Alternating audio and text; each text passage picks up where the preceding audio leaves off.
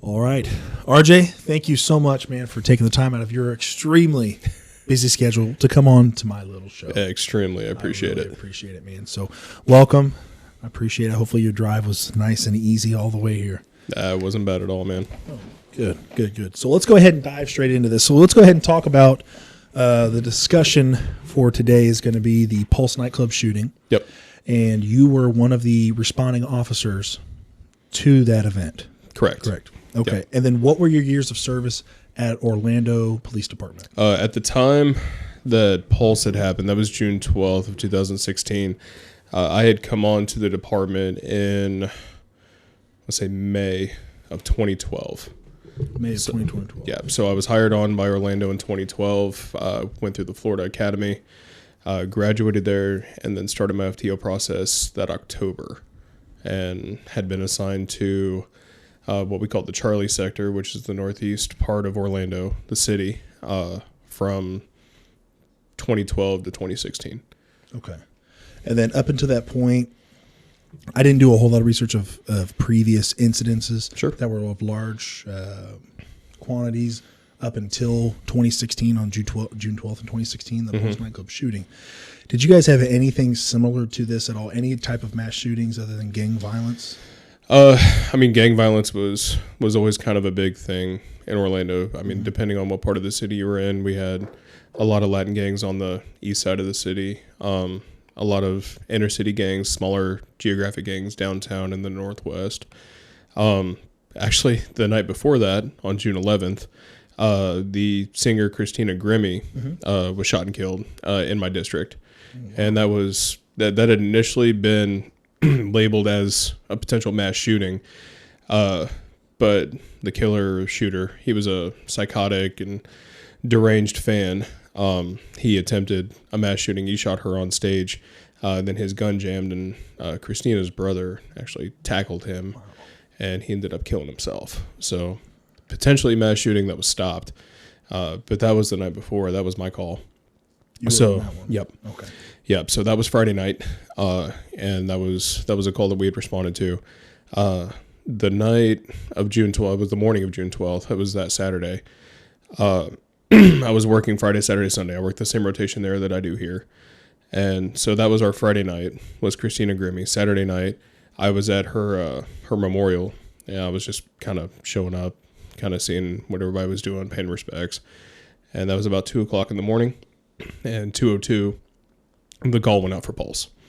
Okay. So that was Friday night and Saturday night. God dang, man. Yeah, and then Sunday, a kid was eaten by an alligator at Disney. Oh. So it was oh my gosh, you're right. Yeah, that was a rough weekend. Oh. And wasn't his dad standing right there too? Yeah, I think it was. I don't remember that whole story, but I guess the parents were there, and he had wandered over like a no trespassing area by the water.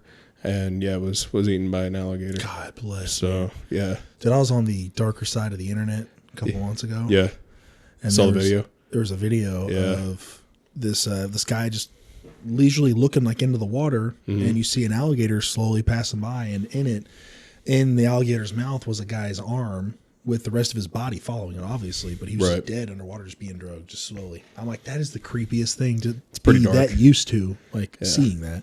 So let's go ahead and dive into the events for Pulse nightclub. Sure. So what I've got here, and I don't want to say the shooter's name.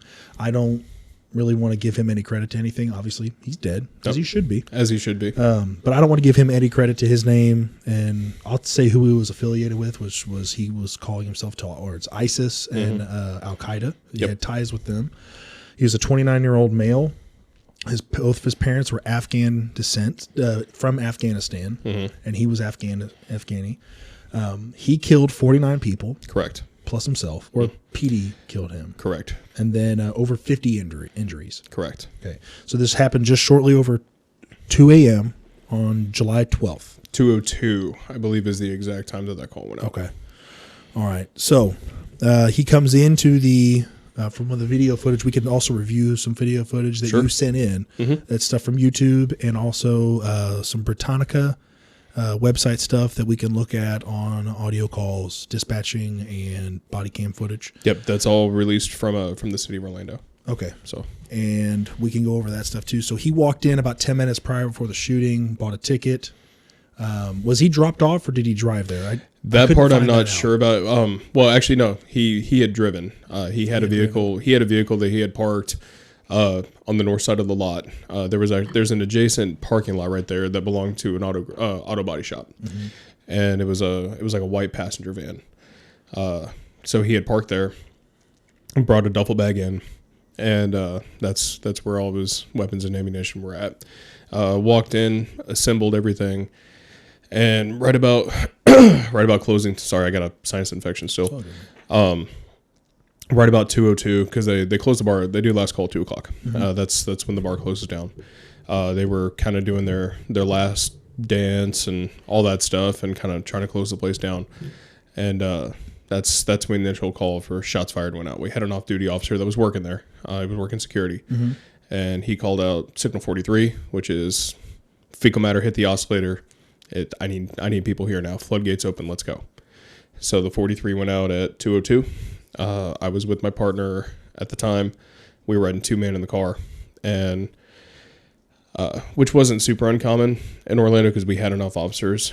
We could ride 2-man if we wanted to. Typically on squad, we'd have 1 or 2 people like, hey, you want to ride 2-man tonight? And we would ride 2-man and just take 2-man calls. So it would take the load off of other cars having to respond to different stuff when one car can take 2 officers and take care of stuff. So I was riding with my partner that night, and the call went out for shots fired. So we went from the northeast sector. We were at, I think, US 50 and Bumby, which is maybe 7 to 10 miles from Pulse, because Pulse is right directly downtown. So from where we were at to where that was at, it was maybe 10 miles. And because it was 2:00 in the morning, traffic was super light. So we got there within about 4 minutes. Pretty quick. Yeah, we were there pretty quick. Really good response time. I do like hearing the fact that you guys had 2 officers per police car. That was just our car specifically. Just your car specifically. Yeah, that was our car specifically. So, most cars are single. Okay. But because we had stacked squads, it wasn't uncommon for us to have 12 or 13 guys on a squad, and we had 1, 2, 3, 4, 5, 6, 8 sectors in the city. So you figure 8 times 12 or 13, it's 80 to 90 officers on shift at a time. Okay. So, yeah, as long as the manpower would allow it, we could have a 2-man car on a squad. Correct me if I'm wrong, but sure. The department you work at now, you don't have to say where it's at if you don't feel comfortable enough. It's a local department for a police department. You're still a police officer. For your department now, it is uncommon to have 2 officers in one car unless it's an FTO or a field training officer. That's correct. Okay. So if for those of you that can't really understand what I'm saying specifically, it's that in Johnson County, let's say Johnson County, most of the officers in police cars are just one person, there's not 2, unless they're being trained. If they're just getting hired on, then they'll have a field training officer riding with them or driving them. Correct. Cool. So I'm a big fan of having 2 officers per car, all across the board. I'm a fan of that. See, but it sounds safer for that officer in the civilians. But that's where we as officers a lot of time differentiate from other people, because you're right. From your mindset, most people are like, oh, 2 cops are better than 1. Which statistically that's true, but most cops that you're going to talk to, they don't want to ride with somebody for 12 hours. Every once in a while, it's fine. Like if one of my buddies on the squad, if their car is down, if we ride 2-man, for one night, that's fine. But you talk to any cop, most of the time they like to ride alone. Most of the time. It's kind of our mentality. I don't know. But yeah. All right. So let's get back into this conversation of it. So, brings his duffel bag in, assembles the weapons, and then starts open firing. Yep. Spraying and praying. Honestly, like there really was there was no individual target. It was just cause as much damage as humanly possible. So, which, I mean, in my mindset, looking back, I'm thinking, okay, well, I mean, the first thing that I would have thought is he would try to go for the officer that was there. Didn't even try that. He was literally just unloading. So, and what did that officer do? As soon as the shot started, he immediately called on the radio, signal 43, shots fired, which in Florida, a signal 43 is, I need absolute immediate assistance. Like, something bad is happening. I need as many cops here as possible. And it's always kind of a stomach dropper when that happens, because like I've noticed when I'm at the fire department with you guys, you guys have the 3 tones on your radio. Mm-hmm. That's what would come for a Mayday and all that. And that's what would come out for us for a Signal 43. So anytime I hear those 3 tones on your guys' radio, my stomach drops because it just reminds me of that. And I mean, you get over it, but that's to alert everybody, like, hey, something serious is about to come through the radio. You need to listen. So the 43 went out, and I was with my partner, and we said we got to go. So we hauled ass. Got there probably about 4-ish minutes. We were one of the first cars to get there. We really didn't know what was going on. We just knew shots were fired. So it could have been anything. I mean, somebody AD'd a gun, or there was a fight between 2 people and somebody pulled a gun. We don't really know at this point. So we're trying to kind of read notes as we're going, but it's so hectic. We're trying to get info on the radio, but I'm driving, so I'm just flying. And so we get there, and as soon as we pull up, we stop at the intersection just north of that. So if you think about just like a basic city block, right? Mm-hmm. Pulse is on the east side of that block. Just north of that, on the other side of the road, is a fire station. Just to the east of that, on the other side of the road, is a 7-Eleven. And then just south of that, at that intersection, is an Einstein Bagels. So we park literally right at that intersection on the north side of the road, right by the firehouse. We get out. I grab the shotgun. My buddy grabs the AR because we carried both. We don't hear, but we carried both. So I grab the shotgun. He grabs the AR. And it's just people running. We have no clue what's going on. People are screaming. We're seeing people with blood on them. Don't know where it's coming from. And we're still hearing shots. So immediately we start running toward the club, and we're waiting on units. We're stacking up, and we're trying to figure out what's going on.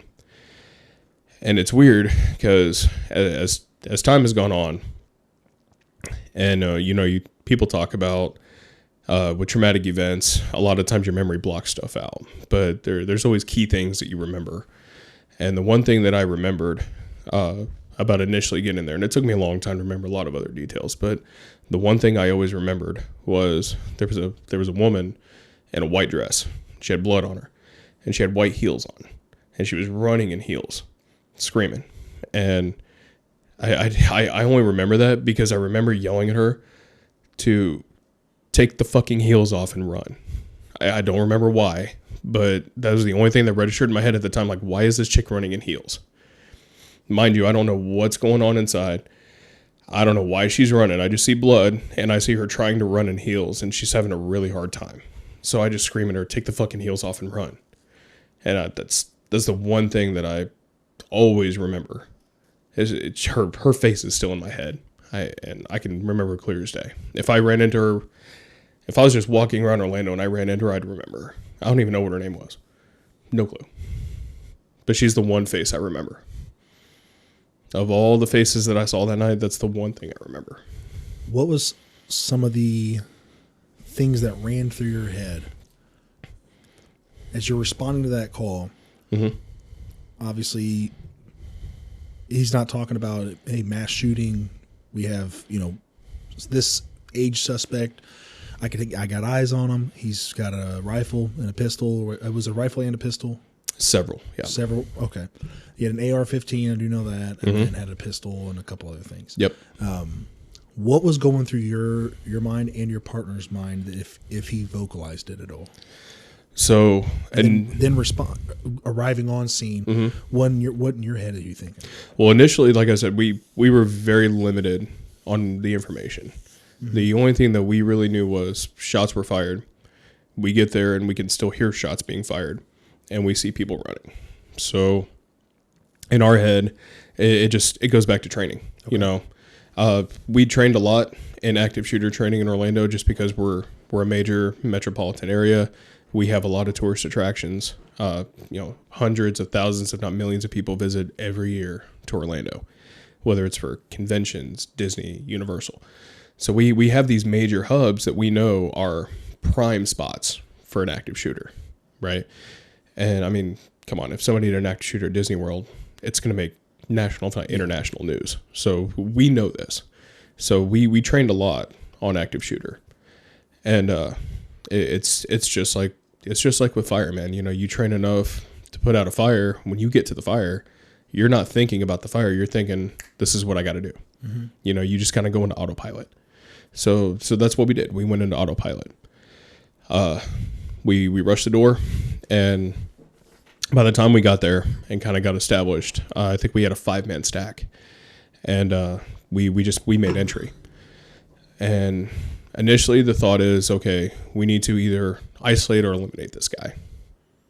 Hopefully just eliminate, but because that's the point of an active shooter. You run toward the threat, you eliminate the threat, and then you assess, right? So that's what we did. We made entry. Shots were exchanged. As far as we know, as far as I can recall, and I haven't looked at a lot of the after action stuff, but from what I remember and from what I've gathered, initially the shot exchange was not good. Like we didn't hit him, he didn't hit us, which is good for us, but also he didn't get hit, right? At that point, he barricaded himself in the bathroom. Mm-hmm. And once he was barricaded in the bathroom, that's where we took a dramatic shift, because we went from active shooter, people being shot and killed in live time, to now we have a hostage situation, which changes the dynamic completely, because now we're not looking at, quick entry, eliminate. Now we're looking at, we need to calm down. We need to backstep. We need to surround. We need to try to negotiate, and we need to try to get all these people out, because we also know that there are people in the bathroom with him. So we have a barricaded gunman and we have hostages. And at this point, we don't even know how many people we have shot, injured, dead. There's several other rooms in this club. It's still dark because they had strobe lights and stuff, because it was a dance floor. So we still have a dark lit room with strobe lights, music playing, screaming, people in several rooms. We have a barricaded gunman, and we have hostages.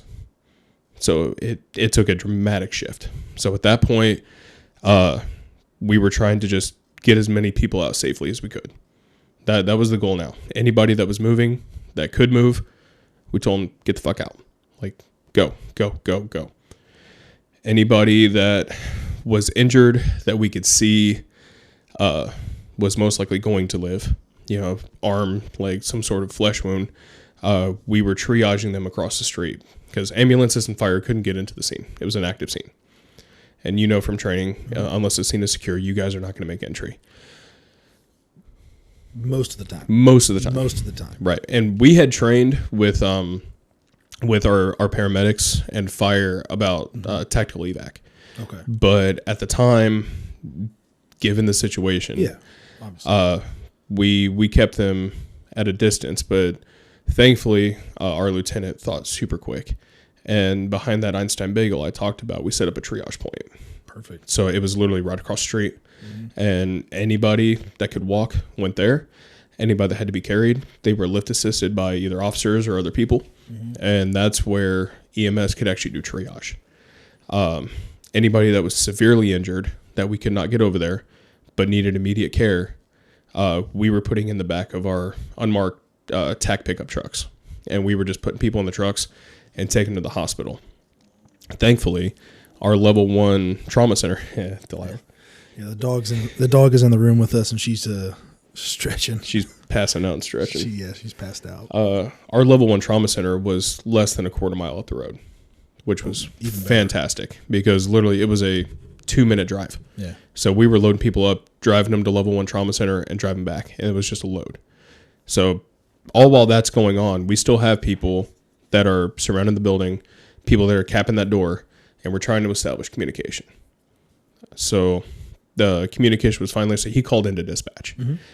And that's really when we figured out what we were dealing with, because when he called in, he was speaking in Arabic. Mm-hmm. Luckily we had, or I'm not sure if he's still there, we had a detective that was fluent in Arabic. So his whole family is Middle Eastern, so he spoke Arabic. So he went to dispatch and was talking to this guy, and the transcripts are online if you want to listen to him. Mm-hmm. But that's when we figured out that we were dealing with a terrorist. It was somebody who wanted U.S. troops out of the Middle East, and this was his way of relaying that message. With him,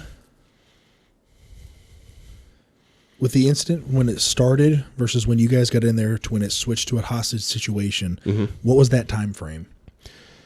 Oh man, if I really had to guess, I mean, after we arrived, made entry, and pushed, maybe 15 minutes. Okay. Super. And the entire dynamic. incident was a little over 3 hours, correct? Roughly. So it was roughly 3 hours. By the time SWAT had blown out the back wall and eliminated, it was about 3 hours. Okay. Between 5 and 6 a.m. I think is when that happened. Okay. So when people were running out as you're running in, did you have the idea in the back of your head of any of these people could have been the shooter? Oh, absolutely. Absolutely. And I mean, there's videos that you can watch. People are coming out with, hands behind their head, hands up.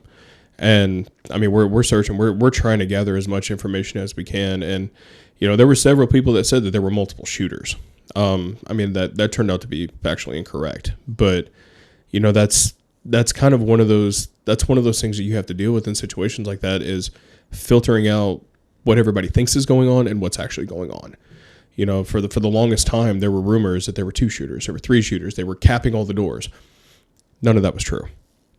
It was a single man who was deranged, who was trying to get his point across, get his message across, and ended up dying for it, and took 49 people with him. And his message, correct me if I'm wrong, was the people that were being bombed in Syria, the civilians that were being killed by the United States, he was doing this for them. Correct. Okay. He wanted the U.S. troops out of Syria. And that's what he told our dispatch. He said who he was, said that he was responsible for this shooting, and that he was doing this in the name of Allah, and that this is what he wanted. Those were his demands. And those types of people are just extremists, like complete Correct. extremists. Correct.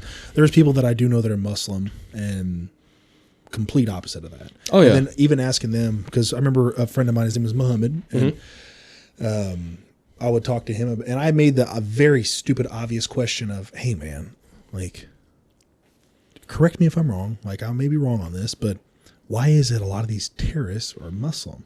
And he was like, it's like a right-wing, he was think of it as an extremist group that's within the Christian denomination. Correct. Of the Westboro Baptist. Exactly. Except for them being more of a terrorist group, terrorizing and blowing up places and shooting people. He said that's what these people are. And it is a good parallel, because I mean, if you look at any religion, every religion is going to have their little sect of extremists. Christians, Muslims, even in Judaism, they're extremists in every religion. But this guy specifically was Muslim, and that's these were his beliefs, and this is what he wanted, and that's how he got his message across. So for some of these transcripts and audios, sure, what we'll do is for this part, I could just edit some of this stuff here. Yeah. So that way they don't sit here. Which would you want to start with? So right now, what we've got pulled up right now, I'll go ahead and kind of talk about it for a second. Sure. What we've got pulled up right now on the computer, which I'll switch the camera over to it, was some of the officers at the hospital. So was there a threat at the hospital? So as all this was going on, we're trying to assess, how many shooters we have, exactly what's going on. A call went out from 911 dispatch about the hospital. They were claiming that at least a shooter, if not the shooter, was at the hospital, and that we had another potential shooting going on at the hospital. Okay. That turned out to be incorrect. But officers had responded to ORMC, which is the hospital we were taking all these victims to. It was right up the road from Pulse, maybe a quarter mile north. So officers left Pulse and reported to the hospital to assess that situation. So they were clearing the hallways and trying to figure out exactly where this quote-unquote shooting was going on, because we thought we had a second mass shooting. Okay. So that's where that picked up.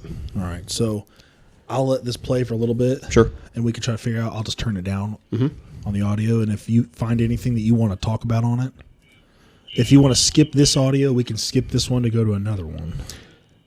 I mean, you can play it for a second, but like I say, it turned out to be nothing. Yeah, it turned out to be nothing. So we'll go back and Sure. we'll check up on another Davis. So this should be back at scene. So this is Officer Davis. Yes. And you said he's in a stack. So is that obviously for you guys? That's a group of you guys ready to go in to make entry into the structure. Correct. Okay. So I'm not sure if this is after he had returned. It looks like this is after he'd returned. From the background, it looks like it. So, and at this point, it looks like we're at our standstill. This is when we were into our barricaded shooter scenario. Okay.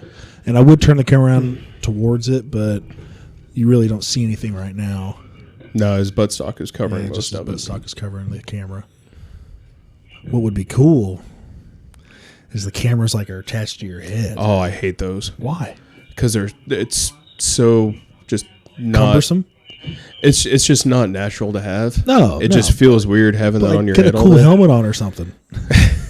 Put a cool helmet on, and then you'll be fine. And just be like Master Chief from Halo with a big helmet on all day. Yeah, all day long, man. When did you guys, or when did they end up making entry from the time frame of the incident starting? Pretty much immediately. Well, I meant for the second time. Oh, so okay.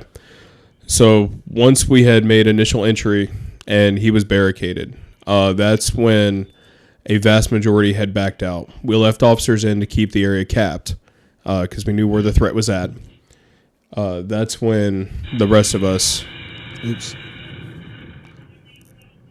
It sounded like wind. Yeah. Or that was the explosion the SWAT did for the door. So somebody must have kind of startled. Yeah. Then we'll check this last footage on this real quick. This is back at the club here. So right. And this is looks like SWAT right here. All right. So you think this is the footage that we can review? This should be a good spot to start back. So then let me edit up to this point here.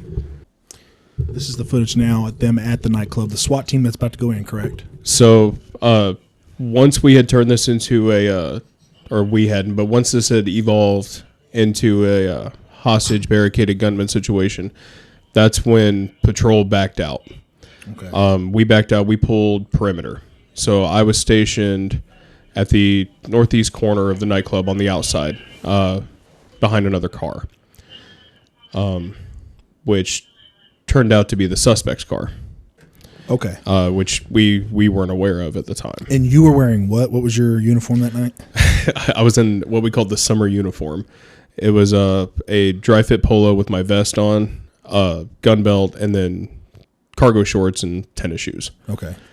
So yeah, it gets hot in Orlando, man. So we were just talking about that just before this. What you were wearing. It's and now I'm up here and I wear like 2 layers of thermal and long pants and then a turtleneck and a cap and polar opposite. But sorry. So now you mind if I skip forward? No, go for it. All right. Just try to get to something where they start to advance in. Yep. So at this point, once patrol had backed out and pulled a perimeter, we were basically just trying to keep everything contained. So we had gotten out as many civilians as we could at this point. We have a triage set up. Now we're pulling security around this perimeter to make sure the person that isn't supposed to get out doesn't get out. And we're waiting on SWAT to arrive. Once SWAT arrives, they take over the immediate entry and they take over the immediate perimeter. Okay. So we're pulling outer perimeter, they're pulling an inner perimeter. Eventually, it just evolves to the point where we know that this is not going to end peacefully. Mm-hmm. So that's when SWAT came in with a Hellcat and went to the west wall of the nightclub where we knew the bathroom was at where he was in, blew the wall out, and advanced on him. Okay. All right, so this is a beautiful buttstock. Yeah. So what we'll do now is we'll back up. And then, so we were at that third video, I think. Yeah, that was the third video there. Yeah. So let's back up one more. And then, which other officer? Try Cage.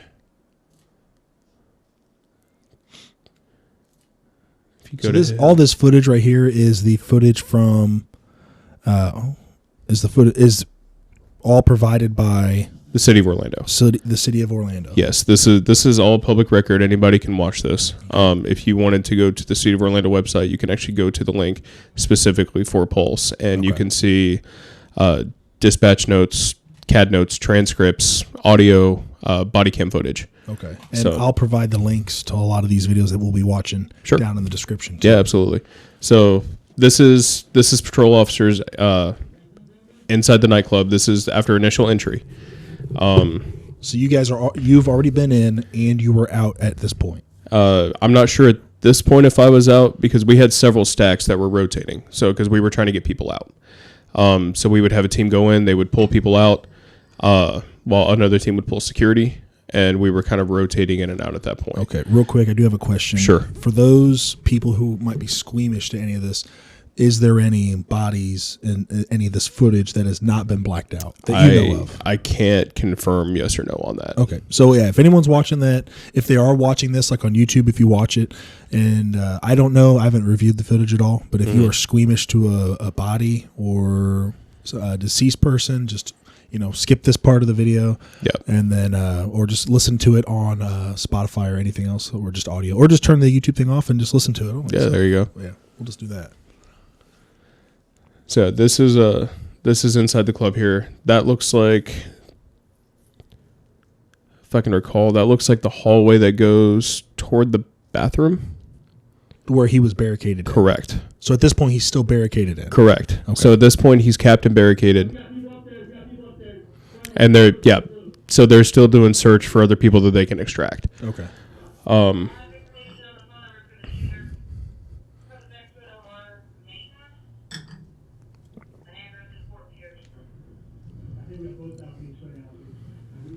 Okay, I'll advance a little bit forward. Okay.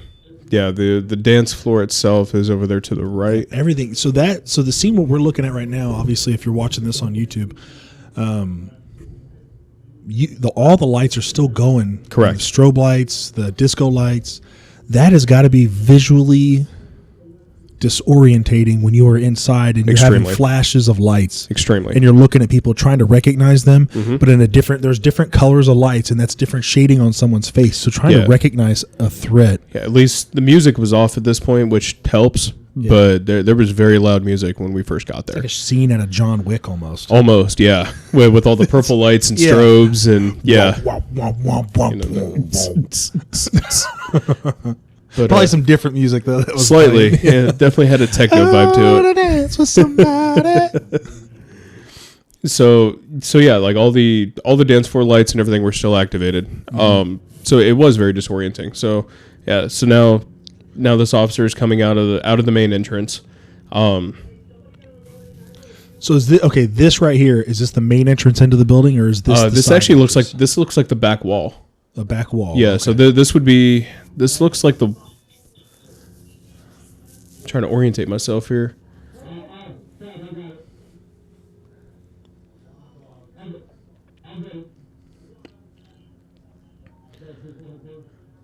Okay, no. So this is the south. This looks like the south side of the building. South side of the building. Okay. Yeah. So this is the south wall right here. Because that was one of the windows that we smashed out. Mm-hmm. That door right there is the south door, and then if he moves at any point, you can see up to the left there when it loops around to the right. That's the west wall that they blew out. Okay. So when you made your first entry, how many did you have to step over bodies? Yes. Or did you have people that were asking you for help that were yes. that you're stepping over constantly? Yes. Okay. See, that to me is that would be something very difficult for me to deal with. Let me go ahead and switch this over to you for a minute. Sure. So I'm not going to have the camera on me at all, so it'll just be on you the whole time for right now. Mentally, in your head, what went through your head when you're walking through and when you first made entry and you're stepping over bodies and people who are injured asking for help? Honestly, and I don't want to sound like a dick. I really don't, because looking back on it now, it does haunt me. To this day, it still does. But initially, that's not what I was thinking about, as cold as that is. My only thought when all of this was going on was, this guy's got to die. That's literally the only thing that was going through my head was, this guy's a piece of shit. He's got to die. And that's the only thing I was thinking about was, how do we kill this guy? And once it had slowed down a little bit and he was barricaded and we're trying to get people out, even then you're still prioritizing. You're like, who can I save right now? Who can't I save? And unfortunately, those are the calls that you have to make. If somebody looks like that they can live, that's who you're pulling. If it's somebody who's not responding, you're not worried about them right now. I mean, in your head, you're thinking this is still a human, but I've got to worry about this person who I think I can save versus this person who's probably not going to make it, if they make it at all. And that's not really something a lot of people, it's not really something that you can ever really prepare yourself for. I mean, we all go through training and we're told these things like prioritize, based on severity, even in the military, we're told, if somebody's a black card, if they're not going to make it, you don't worry about them right now. And it sucks because, you don't think you'll ever have to make that call, but God forbid you actually do. You've got to remember that, because you're trying to save as many as possible. And that's very hard to do if you're only fixated on those who are not going to make it. So yeah, I mean, it literally went back to training. It was figuring out who can be saved, who can I get out now, and who's not going to make it. And that's the mental game you're playing that whole time as you're stepping over people that are already dead, trying to find somebody who's going to make it. And it sucks. Sounds more of like an added stress, an extreme stress. Not only are you listening to people screaming and yelling, asking and begging for help, but those who have passed from the gunshots, from the shooter, that you're having to now physically step over or around. Yeah. The shitty part is, though, like, I wasn't thinking about that when it was happening. I only started thinking about that. Actually, I remember the exact moment. I left that scene at like 3:30 that afternoon. So at that point, I had been awake well over 24 hours. I had been on shift from 5:30 p.m. to 3:30 p.m. So almost 22 hours that I was on patrol. And, 13 of those hours I was at Pulse. And I was fine. I had just done my job, and I thought I was good. And I remember because my patrol car was still part of the crime scene, so I couldn't take my patrol car. But luckily, I had my truck at station because my car had gone into maintenance the day before that. So I drove my car there, picked up my patrol car, and I was just working. I was going to pick up my truck at some point, but I had somebody give me a ride back to station. I got in my truck, and I was driving home. And at the time I lived in Sanford, which is like maybe 25 minutes north of the city of Orlando. So I was driving home, and I was totally fine. And I got just before the Sanford exit to go to my apartment, and they started talking about it on the radio. And as soon as I heard it on the radio, I had a panic attack. I had to pull over because I couldn't breathe. My vision was really blurry. I started hyperventilating, and I was shaking. So I pulled over, and I just kind of collected myself and told myself to breathe. And finally, once I calmed down, I finished the rest of the way home. And then I got home, and I didn't even take off my uniform initially. I took my gun belt off, and I just sat on my bed. And I kind of just put my hands up to my head, and I put my head down, and I looked at my shoes, and they had blood on them. And then it happened again. I had another panic attack. And about that time, my buddy Chris, who was a firefighter up in Sanford, actually, he called me because he knew what was going on. And I remember I just answered the phone, and I didn't say anything. I just hit answer. And he goes, "You good?" I said, "I've been better." He goes, "All right, I'll be there in 10 minutes. I'll pick you up." So he picked me up. I took a shower real quick, and he took me to a bar that we used to go to all the time. It was a World of Beer that was in Orlando. And didn't say a word the whole ride. We just kind of drove. He was just kind of letting me process. And sat down at the bar, and I knew the bartenders there. And as soon as I walked in, they didn't say a word either. They just poured me a beer and sat it there.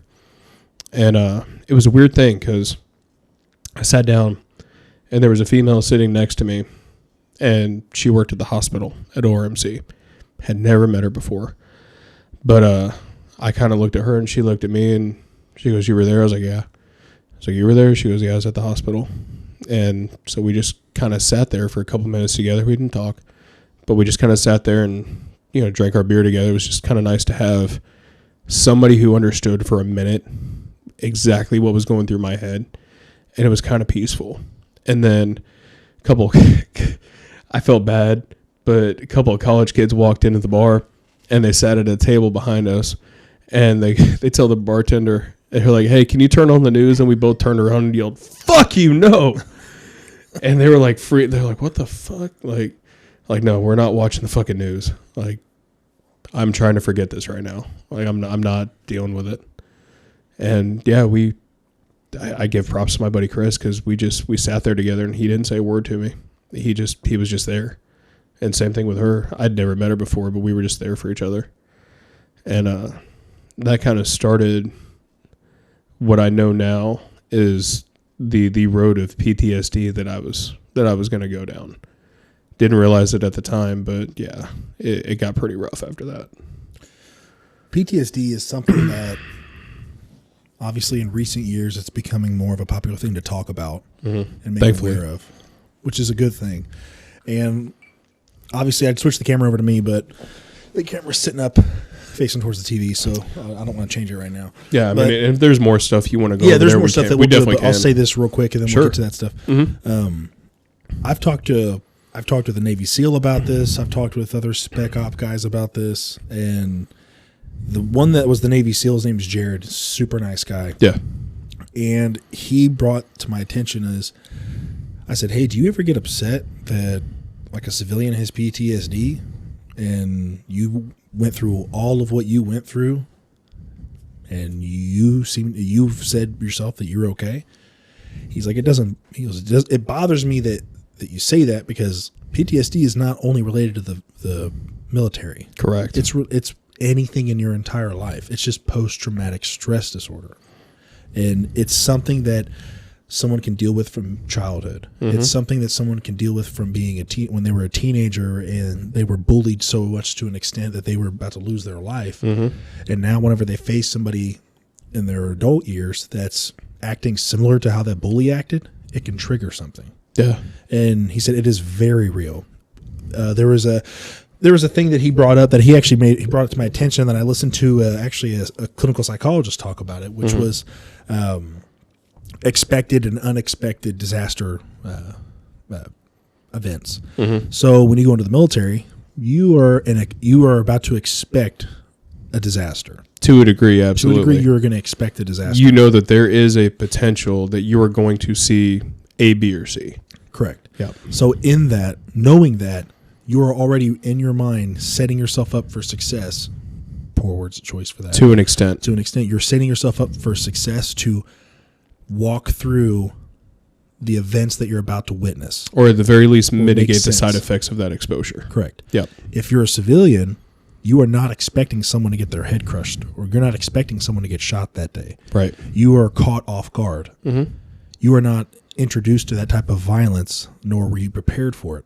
No. So with that happening, It doesn't make it worse. It's not a competition of who has it worse, but it is unexpected. And that can trigger more of a response from that person. Absolutely. For them to even go out in public ever again. And just look at the types of personality also. I mean, think about, military, fire, EMS, law enforcement. The type of personality that typically goes into those professions are what we would call the alpha mentality, right? People that are very headstrong, people that, possess maybe a little more aptitude toward adrenaline, courage, the ability to handle extremely stressful situations. The normal layman person, I don't even want to say everybody else is a beta because I don't believe that, but, but there are a lot of people that are like that are very just, kind of socially excluded, socially awkward, suffer from anxiety. People that can't really live a life of dealing with that kind of stress. If they're exposed to something that's considered traumatic, or if they're a witness to something that's traumatic, that's PTSD, depending on how their body reacts to it and how their emotions are reacted to it, whatever kind of imprint that puts on their head, that's PTSD. It's not just military people, law enforcement, firefighters. Anybody can experience a traumatic event, and the fact that for such a long time we only included those that served in the military and deployed, which has a high percentage rate of PTSD, and rightfully so. But that other percentage of the population who doesn't do the kind of jobs we do, they get forgotten about that. And then obviously you have people that use it as a crutch. Well, I have PTSD. Well, I was in a fender bender 5 years ago, and now I don't want to ride in a car. I'm like, get over yourself, okay? There are those people. Yeah, absolutely. They use it to their advantage. They use it as a crutch, and no, you're good. But there are too many people that have suffered from traumatic events, and a lot of it, like you said, from teenage and childhood years that they never processed, and now they're adults and they don't know why they do certain things the way they do, or why they act a certain way, or why they have certain defense mechanisms. Well, it's because they have stuff in their past they haven't dealt with, and for a long time that's how I was after this. I did not deal with my trauma at all, and it took me resigning, moving 5 states away, and dealing with a potential issue of becoming a hardcore alcoholic to really actually handle my shit. At that point, were you married or single? When I moved here, I was single. Okay. And I'd started working at a Sun King downtown. Because, that's what you should do when you're trying to deal with post-traumatic stress that's undiagnosed, is you should just be around alcohol year-round. That should be your whole life, right? Yeah. Didn't help my situation looking back. But I moved up here, and I was like, you know what? New career path. I don't know anybody up here. I'm going to download Tinder. So I did. I downloaded Tinder, and I even paid the extra $10 for the Tinder premium. And I was like, I want unlimited swipes, man. Yeah. So I started getting my swipe on, and first person I matched with was a chick named Rachel, and we matched up and we went on a date, and I immediately deleted the app, and we moved in together a month later, got married the following year, and we have 2 kids now. We've been married for 6 years.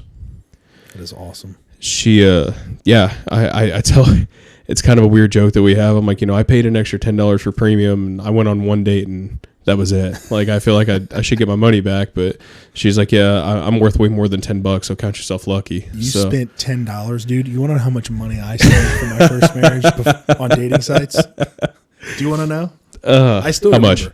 $450. Good Lord. I had Match.com. I had FarmersOnly.com. I had Farmers Only. I had Bumble. I paid for Bumble. I paid for Tinder. I paid for Match. I paid for Plenty of Fish.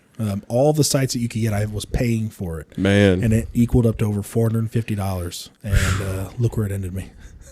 Hey, you got Delilah, though. I got Delilah, and I'm divorced. But I did download Tinder recently. Yeah. And it does not work for me. Like, No? no, it doesn't. It's the actual app doesn't work. Like I go to swipe and it doesn't show me that it's actually swiped them, and then it says like the ones you've liked. Yeah. It doesn't say that I've liked anybody. I had it for I think 4 weeks and I got 0 likes against me. So I'm like, for some reason this doesn't work. The actual app. So then I was like researching like customer support. There's no customer support. It's all just troubleshooting by yourself.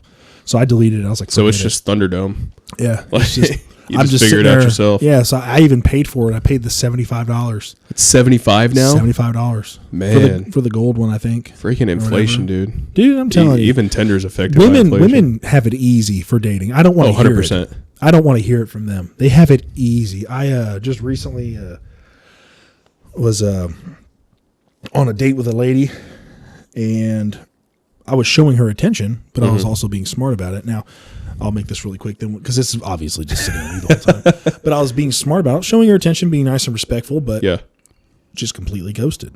She ghosted me. So I was like, what do I even do? You start to show attention to somebody, and then they step back because they're like, okay, now I got it.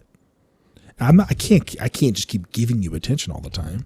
Right. Like, I'll give you attention, but I also would like some attention as well. Oh yeah. And I can tell you, even in 6 years of marriage, that's still a struggle with me and my wife. Dude, it's tough. Because like I don't know, I'm kind of the attention whore in the marriage. Yeah. I like attention. I like touching and all that.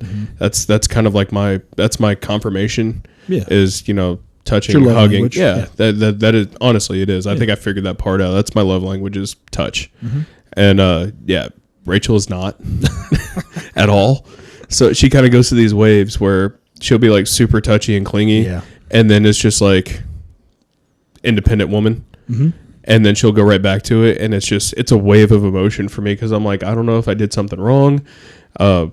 I'm just going to start apologizing for stuff. I don't even know what I'm apologizing for just to kind of fix it. Yeah. Yeah. And then a few weeks later, she'd be like, yeah, you've been gone for 10 minutes and I miss you. Come home. And I'm like, yesterday you literally were like telling me to stay away from you. So I don't know.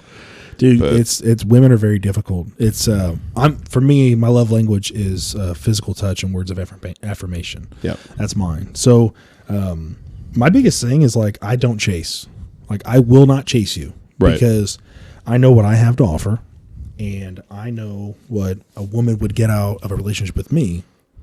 So what do I get out of it from you? Because let's be honest here. Like, you don't go into a relationship being like, well, I don't care what I get out of it. I just want to give everything. It's like there's give and take. Right. Like, you also have to show me respect. Yeah. What are you bringing to the table in return for what I'm giving you? Are you just bringing in 3 kids that I'm going to have to start taking care of that you don't really love me, and you only want me for my pension? You only want me for my insurance? You only want me for my the fact that I can give you a home? Right. Like, that's the stuff that I've noticed a lot of with a lot of women. I don't care if someone brings in kids. Personally, don't care.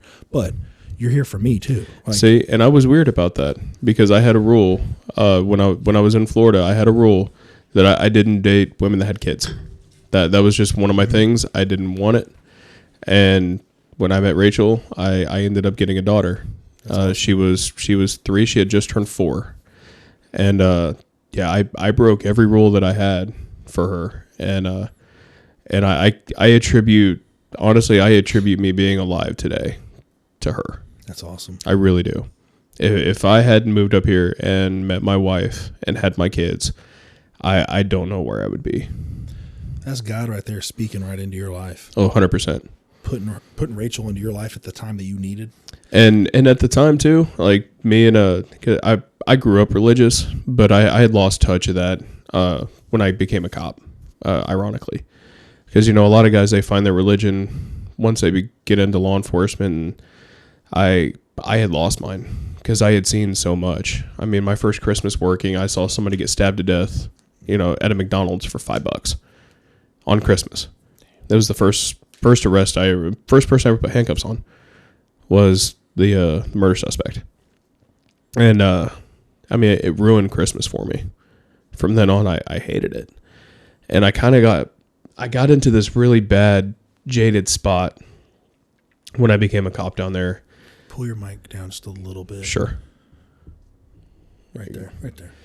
Yeah, I kind of got into a really bad jaded spot where I saw everything through a really dark lens. And yeah, me and the big guy did not talk for a long time. I know for a fact he was still there, but I wasn't really talking to him. He was still looking out for me, but I wasn't talking to him. And after all this happened, and I kind of spiraled pretty hard. I moved up here and still really wasn't treated, wasn't handling things well, wasn't managing it. And met Rachel. We moved in together, and I mean things got a little bit better, but you know it was not uncommon for me to come home from work at the time because I wasn't a cop now. You know, I was working for a beer distributor now. So yeah, it was I was working for a Miller Coors distributor, and it wasn't uncommon for me to come home and slam a 6-pack before, you know, being home 2 hours. And at the time I thought I was fine. You know, I was just kind of doing my thing, but I realized that I was only able to handle things when I was drunk because it made everything just seem easier. And you know, Rachel even made a comment to me one time that, you know, I'd come home and crack a beer before I'd give her a kiss. And, you know, I mean, she told me about that years later, but so I was hitting it pretty hard, especially the nights that she was working. It wasn't uncommon for me to go to a bar in town and drink and then just go home. But I was definitely way over the limit most nights. And then one night in July of 17, so I left Orlando September of 16 and moved up here. And so July of 17, I got pulled over in Greenfield and I got a DUI. And at the time, I was pissed because I thought, you know, hey, I'm an ex-cop, you're a cop, like you could have helped me out. He did more than he ever knew. He helped me out because at the time I was in a process for Indianapolis Metro, and obviously I had to pull out of that because I had just gotten arrested. And if it hadn't been for that cop, because he pulled me over for not using a turn signal. Like I wasn't in an accident, I wasn't speeding, you know, nobody was injured, but he stopped me, and he took me to Hancock County that night. And yeah, that looking back, that was God looking out for me. Like, hey, you're fucking up, man. You need to fix this. And that's when I found God again. That's when I fixed myself, started going to therapy again, and kind of got back to myself. It took a long time. I mean, after that DUI, I spent years working in warehouses on shipping docks and putting in 60, 70 hours a week just to make money, you know, just to provide for my family. And there were so many times where I thought, you know, you went from having everything and having your dream career to look at you now, man. Like you're a burnout with an alcohol issue. You got PTSD. You're screwed in the head. What are you going to do with yourself? You know, I mean, there were so many times where I would be driving to my warehouse job in an old Jeep Patriot that had a 4-cylinder that barely worked. And I'm like, I don't know what I did to myself. And then, you know, finally one day, Rachel she gave me a coming to Jesus moment, like Jesus was talking to that woman, because she just grabbed me. She's like, you need to fix yourself. Like now, you're done crying over it. You're done complaining about everything else being a problem. This is your fucking problem. You need to fix it. So I did. You know, I started going to therapy. I started talking to God again. Started going to church, and really fixed myself. You know, and I couldn't have done it without her. I couldn't have done it without God. And then finally, I think it all came to it was part of one big plan, because, you know, after 5 years and 18 rejections from police departments, I found Greenwood. And, you know, I just applied. To keep pushing. Yeah. From 18 rejections, just to keep applying. I couldn't stop. It was a compulsion. I swear it was, because I would apply, I'd get my hopes up, I'd get denied, I'd go into a depression. And then I'm like, you know what? I'm done. I'm not trying anymore. I'm not going to apply anymore. My dream is over. I'm done. You know what? Let me try one more. And so I tried again. And I'd apply. I'd get through part of the process. I'd get denied. Go back to a depression. Usually it's like third time's the charm. Oh, yeah.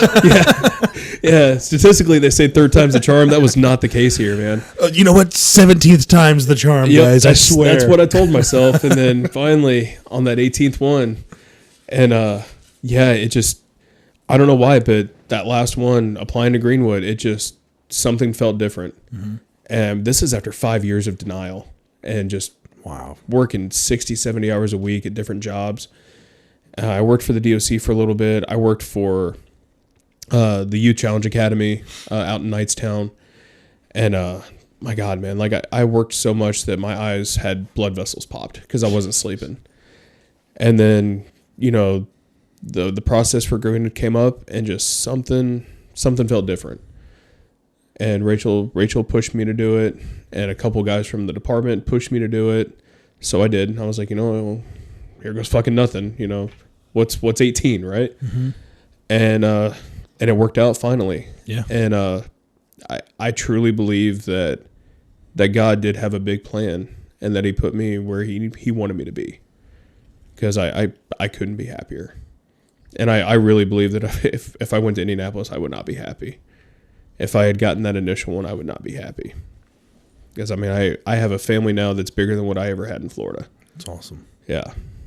It's a good place to be still. It is. For the fire department side and police department side. It is. It's still a pretty good place. We work with some pretty stellar people. We got some good guys. Yeah. So let's go ahead and skip over to this footage. Sure. Real quick. That's the piece of trash. Yep. Let's go ahead and skip up here. Here's some of the surveillance footage. Obviously, you can see if you guys are watching this on YouTube, you'll be able to see it. If you're on any other audio platform, this is on YouTube for you to watch if you want to see where we're at on this. So is that his van or probably in or something? Yep. Okay. And I've got a story about that van here in a minute too. All right.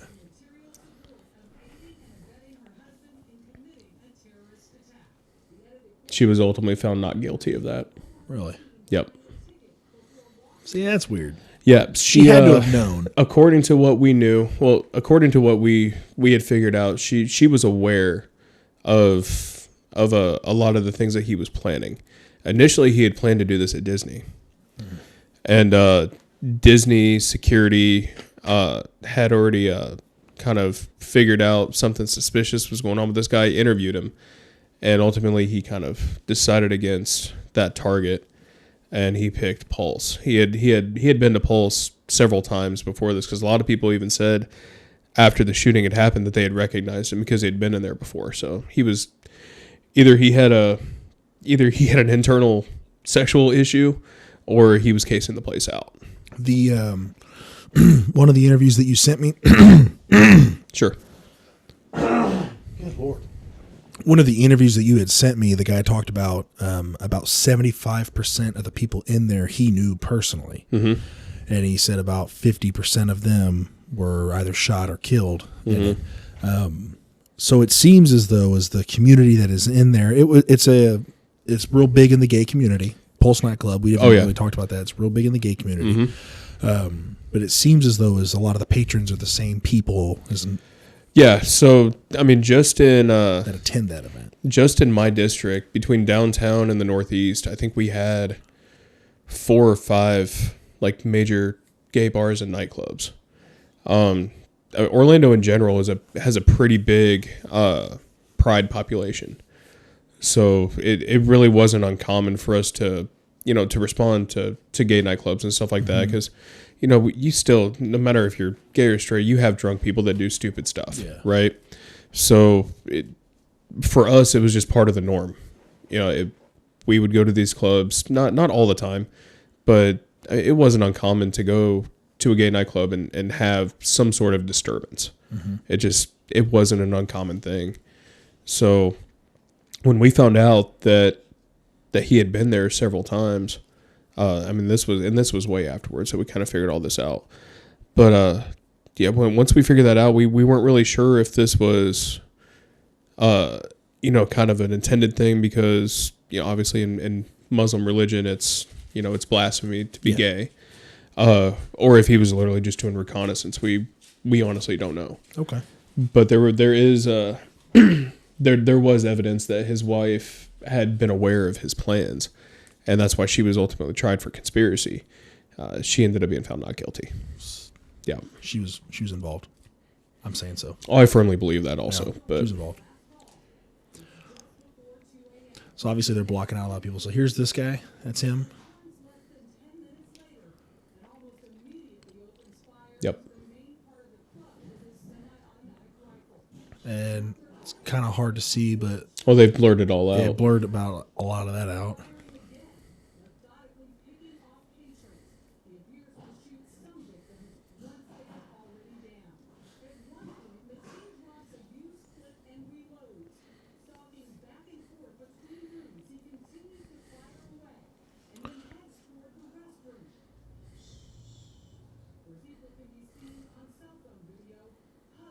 So this is them in the bathroom. Some people. Mm-hmm. Are you involved in that? The initial entry, no. Okay.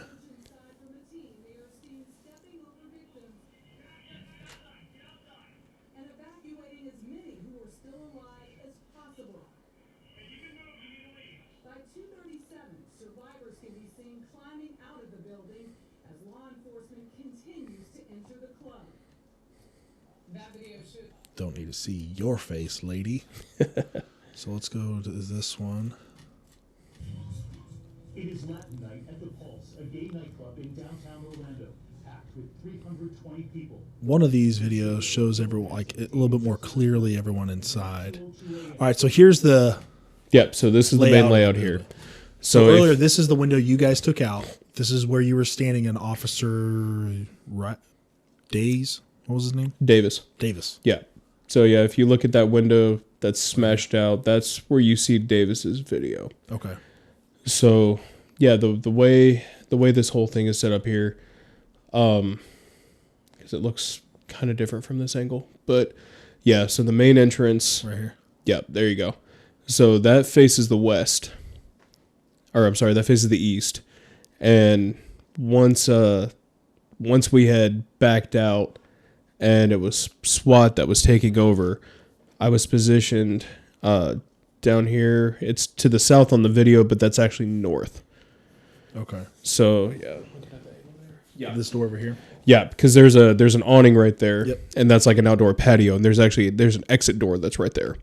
So my job was to be on that door and to watch that and make sure nobody came out.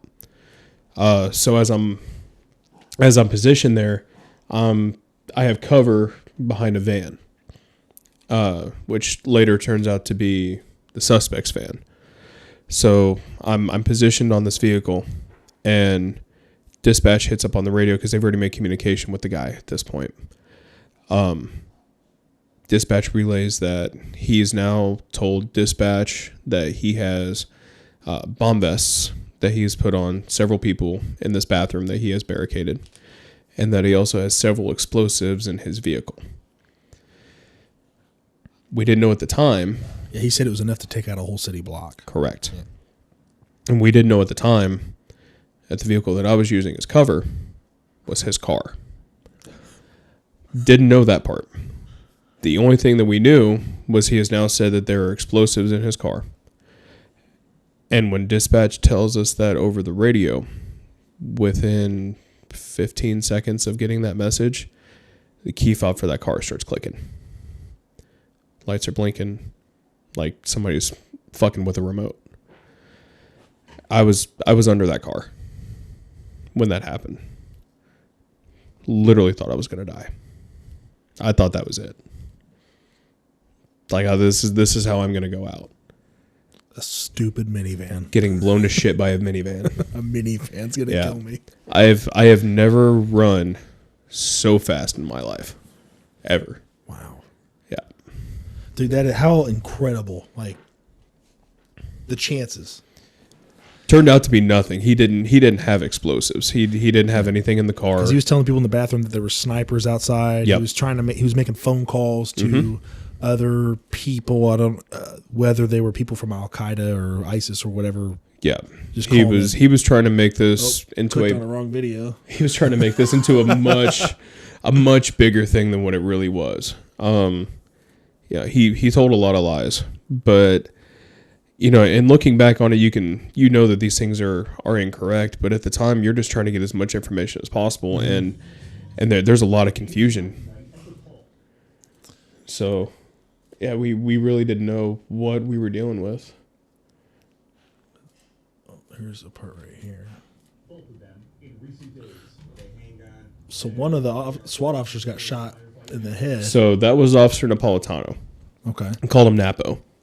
Napo was on the SWAT team. He was part of the entry team once they had blown the wall. And that was the only injury that we had sustained as law enforcement. Did he actually get hit in the skull at all? No. Well, he ended up with some stitching in his forehead. And I think that was honestly just from the Kevlar actually pushing into his head. But no, he did not end up with a severe injury. I think he ended up ultimately medically retiring. But yeah, as far as I know, he medically retired after that. But no, he lived. He was fine. And yeah, that was the only injury that we had sustained. That's miraculous that was the only injury. The 11 hours of new videos made public today show the chaos and carnage of that horrible night. As police first responders try to save the wounded and hunt down the killer. Next week marks 1 year since the attack, and the images come as memories and emotions in Orlando are still raw. It's my former chief. Right there. Former chief, yep. That weekend would begin in tragedy on Friday night. Yeah, there's the Christina Grimmie shooting.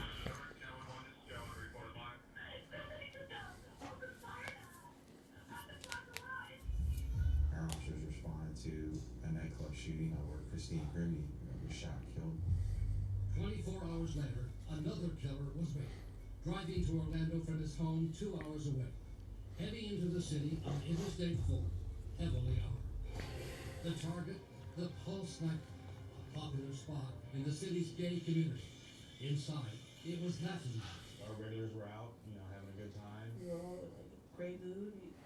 We were in the club dancing. 1 or 2 minutes after alcohol was done, all of a sudden there was a shot. An off-duty police detective working security at Pulse, Adam Brewer, radioed in. Shots fired, 1912, South Orange Avenue, shots fired, multiple down. What is that? There it is. Emergency assistance. We need you 5 minutes ago. Less than 90 seconds after the signal 43 goes out, backup units begin to arrive. Everybody, run! Hey, over here! Including one officer from the bicycle patrol downtown, Graham Cage. I heard the emergency call, and I just jumped on my bike and went as quick as possible. This newly released video comes from the body cam worn by Officer Cage as he arrived at the nightclub.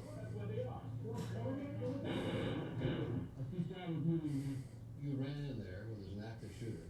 You didn't have heavy body armor. All right, what we'll do is So obviously people were calling in and whispering on the phone. Oh, where several. they're hiding. We had multiple people that were calling in that were hiding in bathrooms, and I mean, they were telling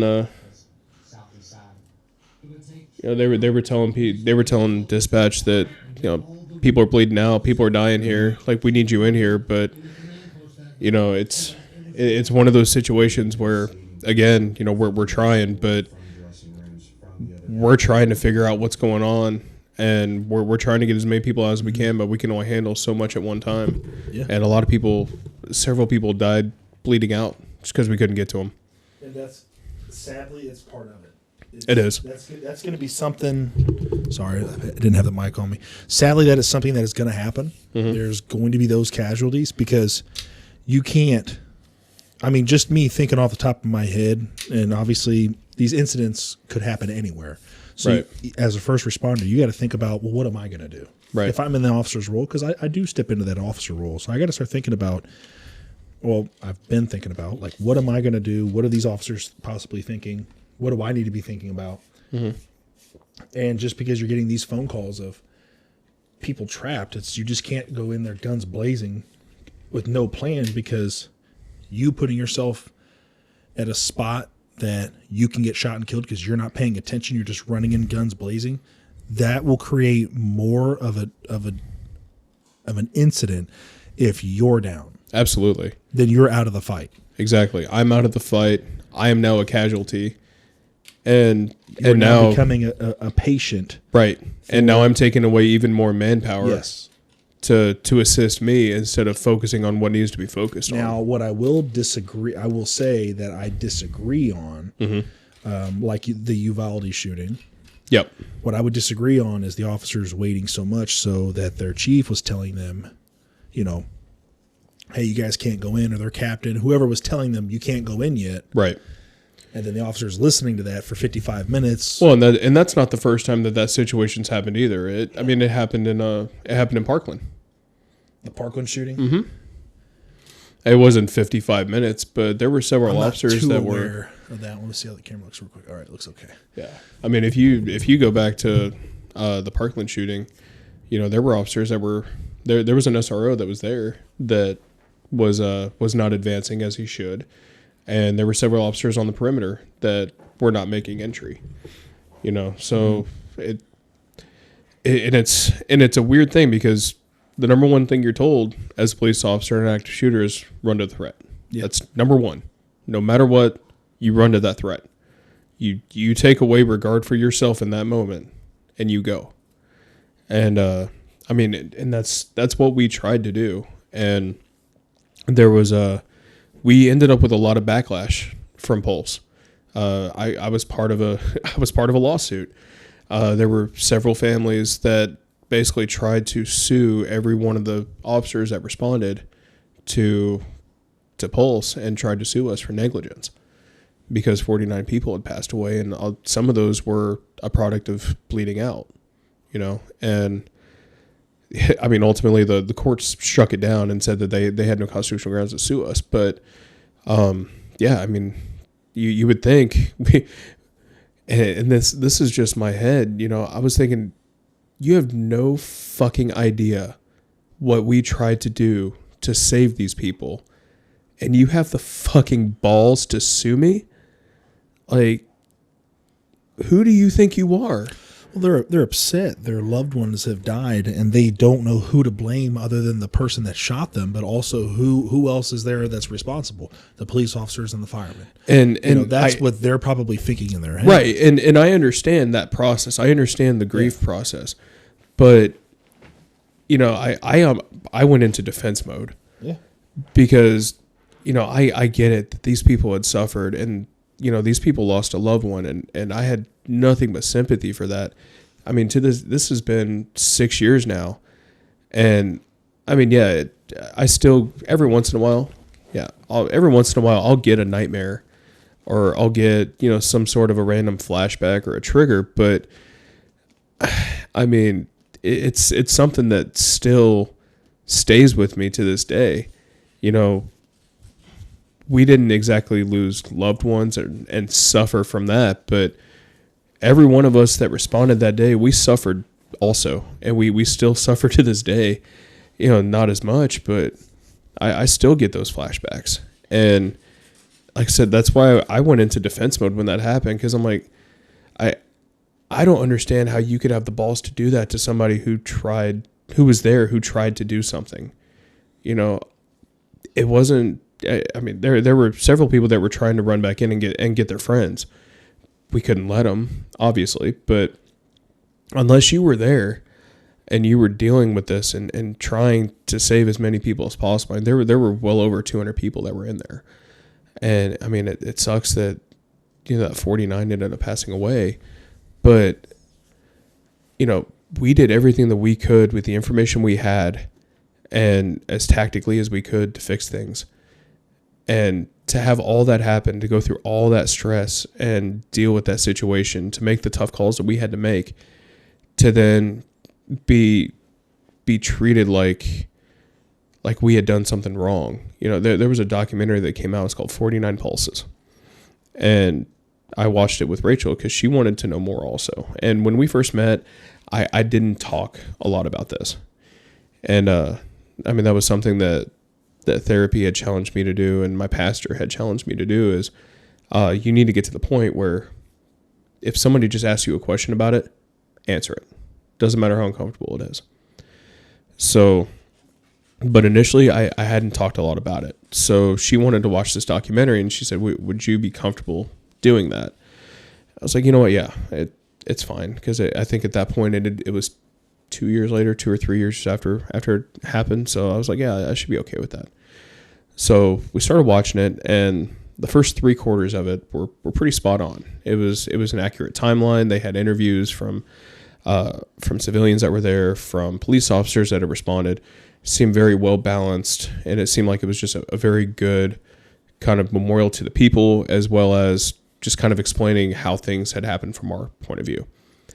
And the last 25% of it was how horrible we did, how bad of a job we did, Monday morning quarterbacking the living shit out of us as to what we should have done, and basically saying that we had failed these people.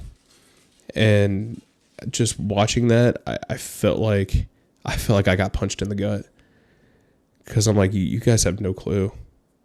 You have no clue what I left my dream career because of this.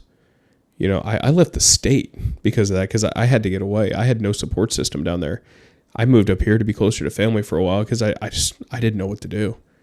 I wasn't sleeping. I was seeing things like I saw that white woman in the dress, or that woman in the white dress. I saw her in my apartment at one point because I hadn't slept for 4 days. And I saw her walk. I ended up clearing my apartment with a gun because I could have sworn she was in my house. That's what I was going through.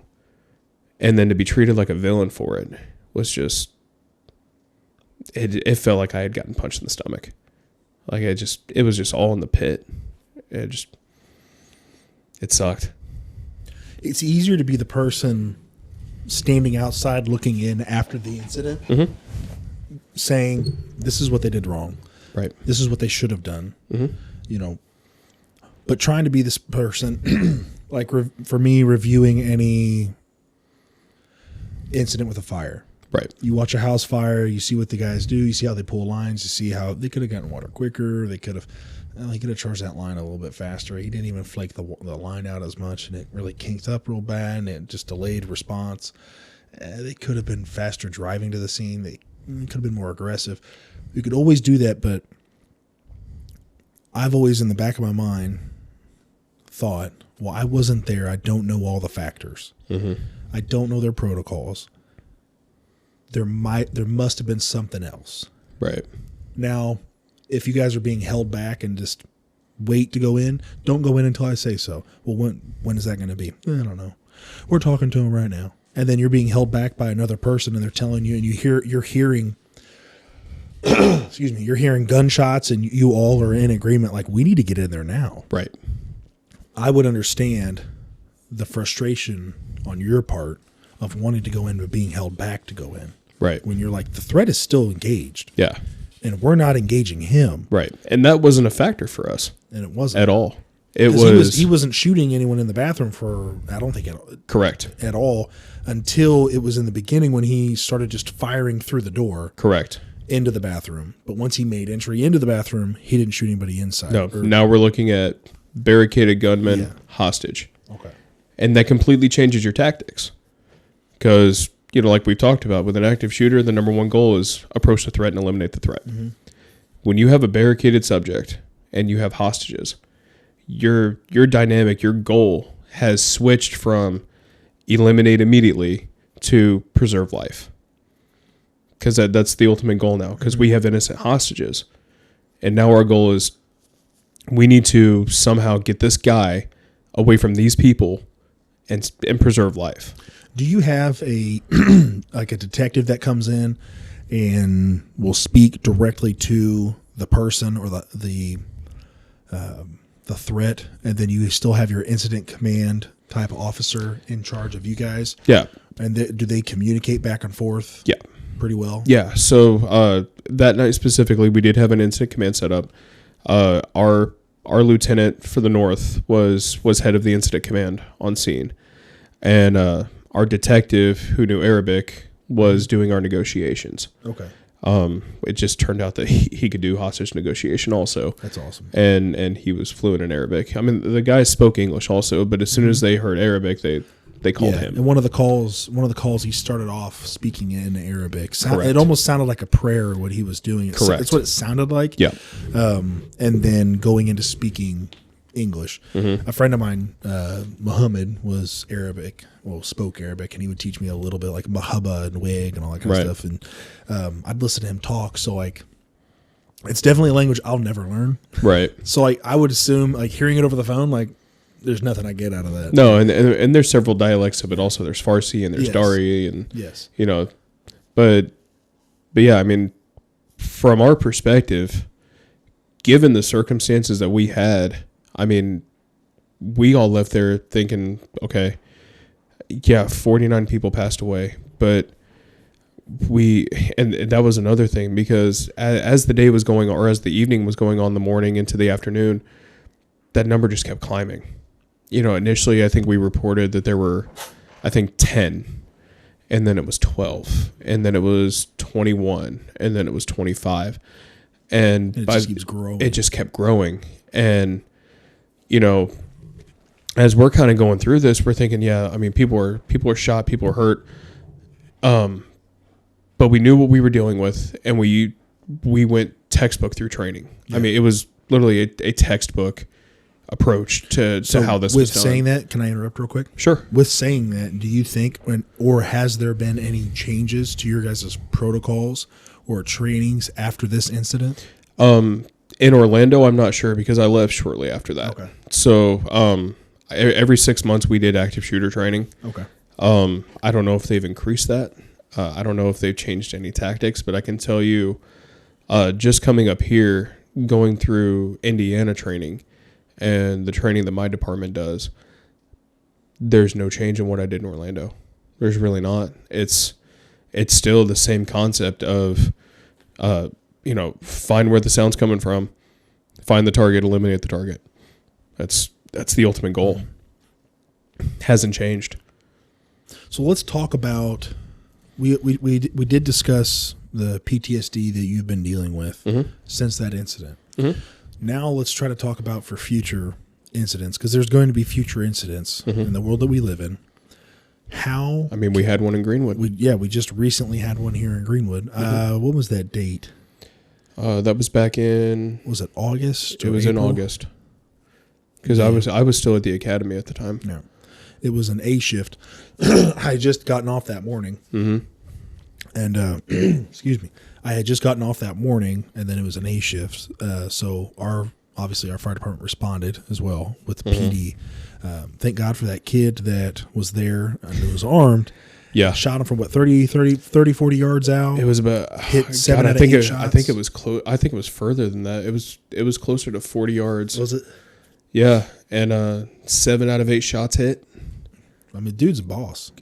Kid's a fucking superstar. Yeah, I mean, he should be getting applications sent to his house, or at least places departments that are wanting to hire him. Oh, 100%. I do know that when I had on Lieutenant Colonel Dave Grossman for one of the episodes, I was speaking with him and Mike Grossman, and they were saying we just talked about that incident, because I said just a couple days ago we had an incident here, and they brought it up, and they knew the kid's name, and they've already been in contact with him, and they were sending him books and stuff, and they were like, hey, you're about to deal with some stress, like you're about to deal with some real stuff, like here are some things that you can use to walk yourself through it. Right. Here's some of the stories from, read the book on combat, and here's some other booklets. And so that's what I was like, well, why not be proactive in this? So for incidents that would happen again, what do you recommend for somebody who is a first responder, whether it's police, EMS or fire?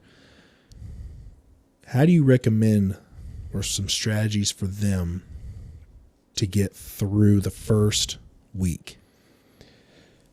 Yeah, that first week, that first week is probably sorry. That first week is where most of my denial came from, because as much as departments and trainings, they try to tell you, you're going to go through this. This is going to affect you. You don't want to believe that. We all kind of want to come from the mentality of I can handle it, right? Because we see stuff every day. Mm-hmm. You guys see stuff. You guys see medical calls that are gnarly, right? We deal with people every day that are psychotic. We deal with shootings. Not every day we deal with a shooting, but these things become the norm. So when something is abnormal, you don't want to believe it's abnormal. You just want to believe it's just part of the job. It's part of the regular. And it wasn't until probably about day 5 that something registered with me that something was wrong. That was after 4 days of not sleeping, not really eating, not really talking much, just trying to process myself. It had never taken me that long to process something, but I just kind of figured this is a little bit bigger, so it's going to take a little bit longer, right?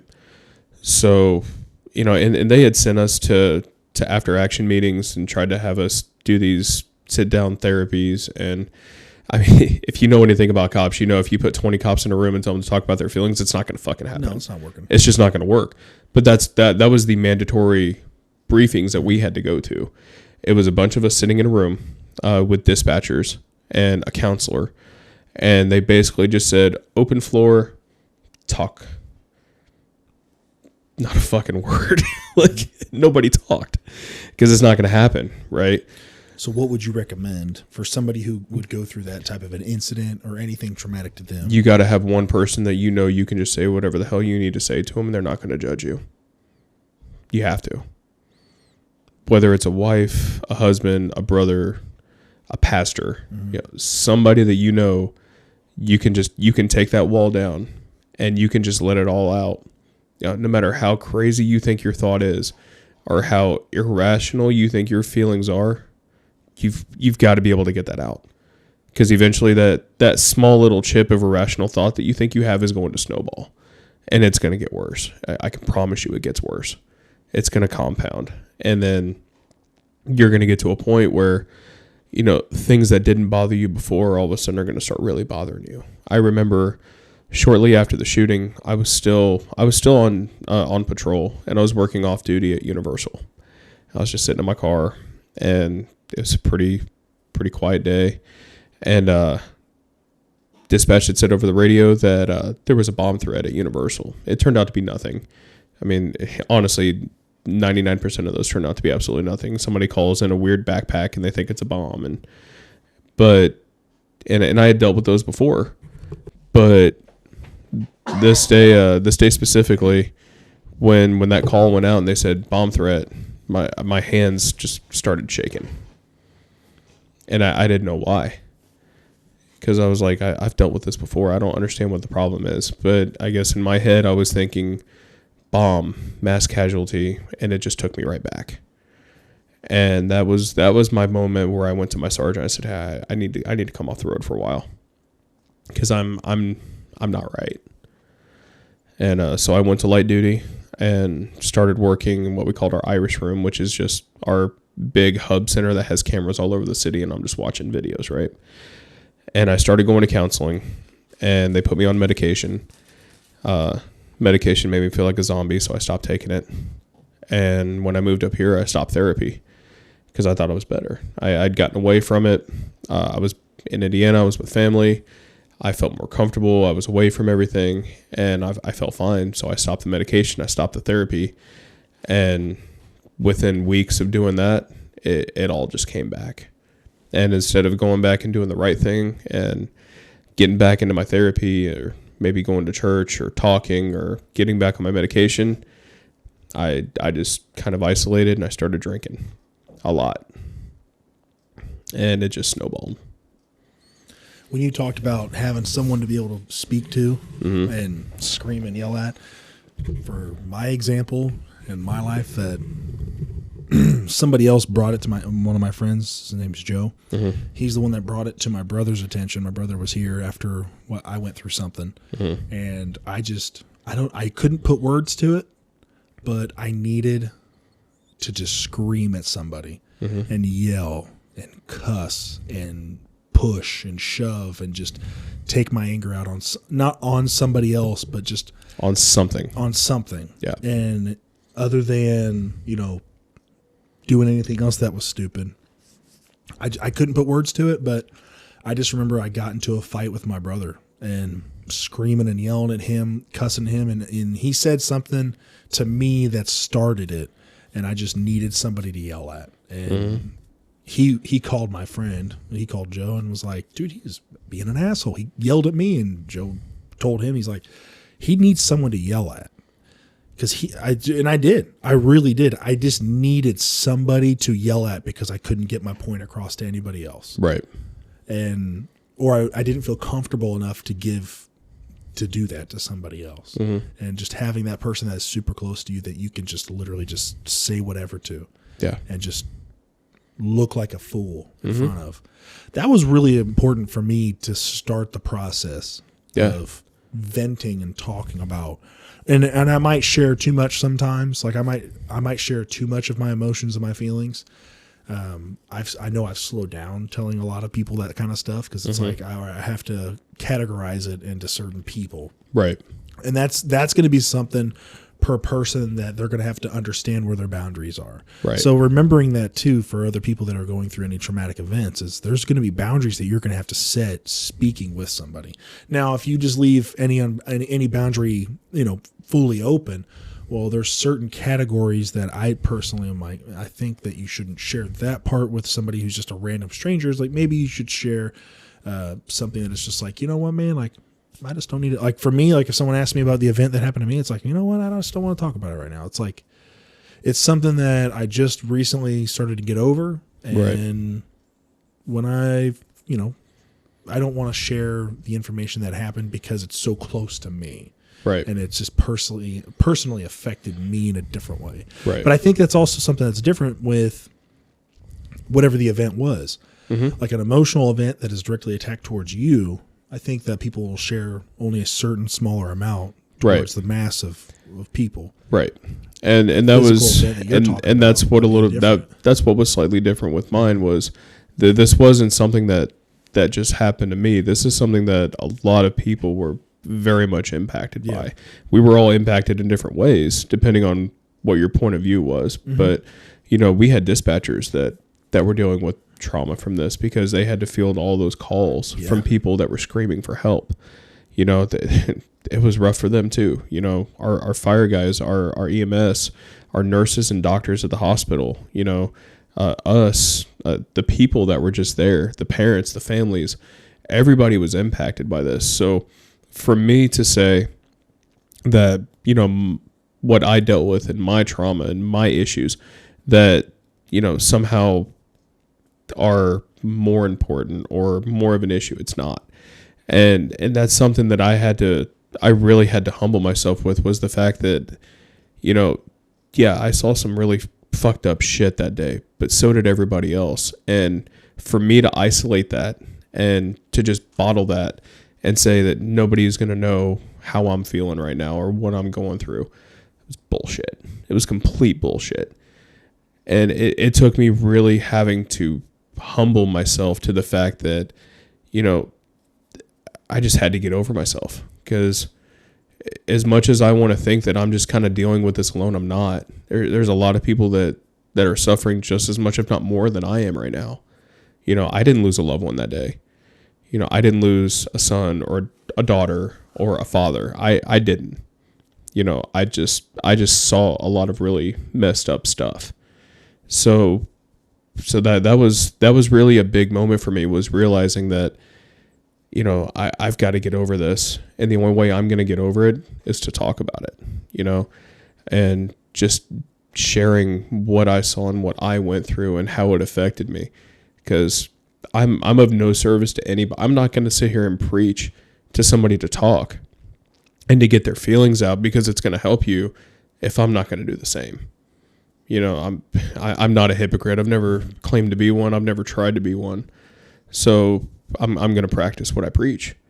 And I challenge anybody. I'll give the same challenge to anybody else that I was given. If you're dealt, or if you experience some kind of a traumatic event like that, challenge yourself to be open to the concept of, if somebody approaches you and they have questions about it, let them ask the question and answer it.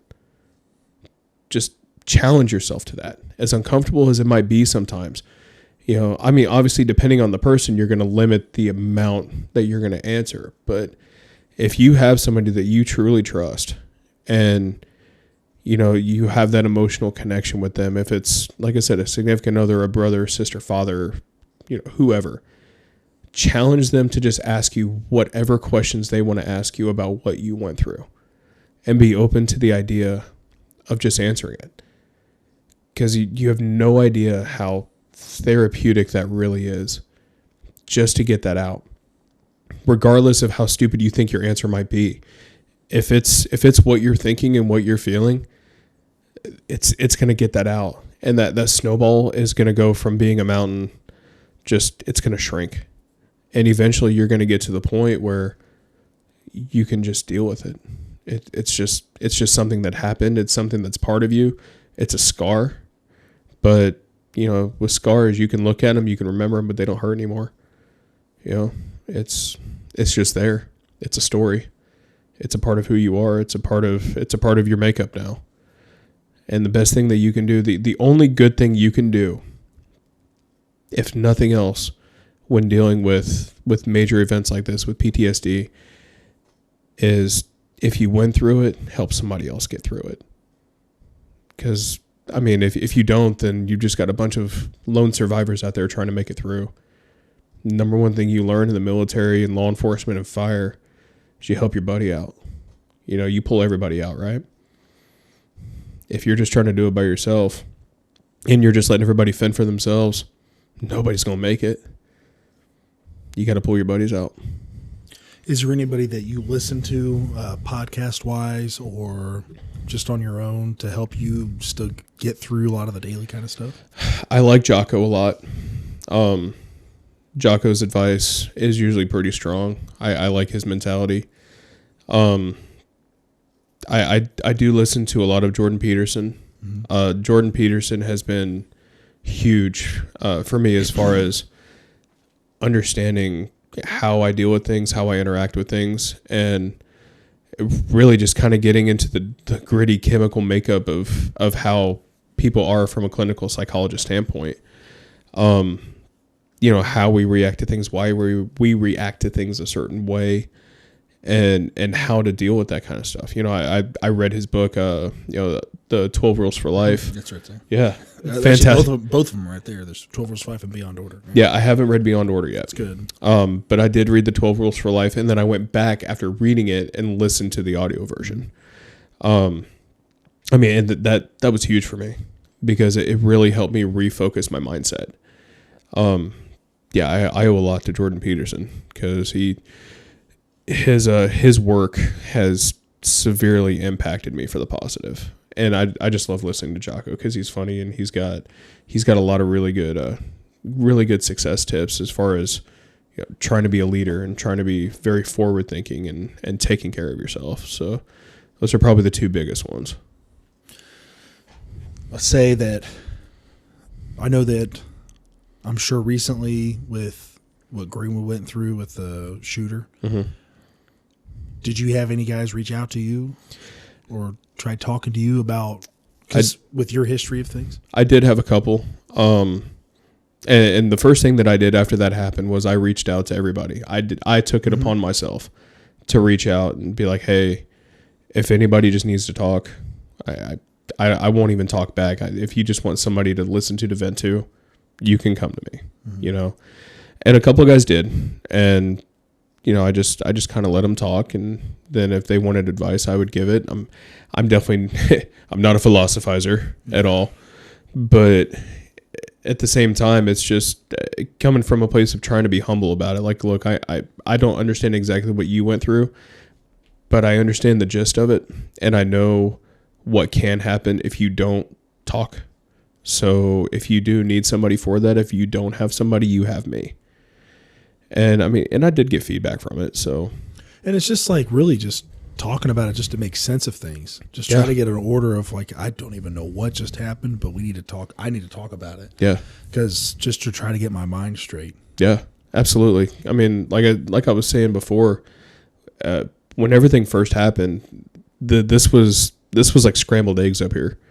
You know, it was a whole bunch of random pieces of stuff that I couldn't connect.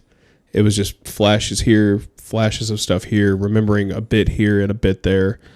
And even 6 years later, I'm finding myself remembering just kind of little random things. Mm-hmm. And then watching that video, you know, it kind of brings back like, oh, now I remember what the lights looked like inside, you know, and it's just that it's stuff that your brain automatically just filters out because at the time it's not important.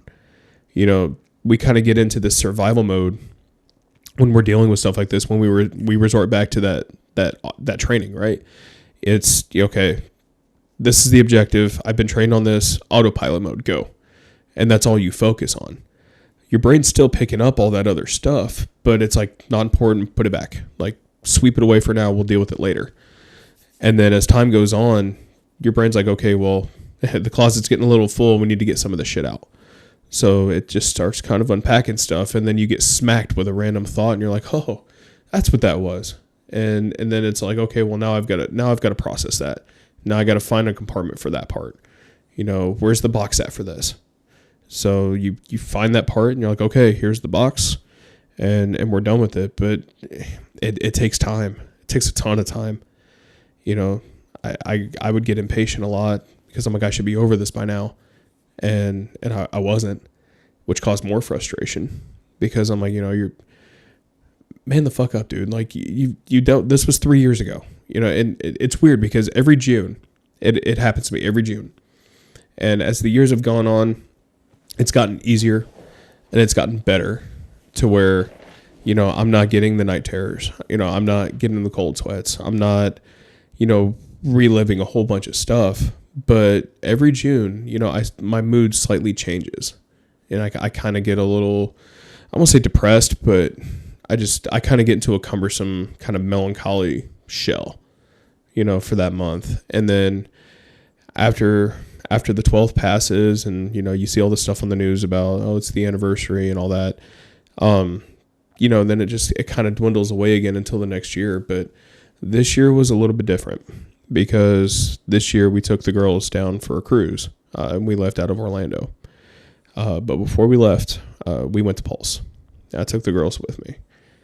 And that was the first time that I had taken my whole family to that place. And that was probably, that was the first time in a couple years.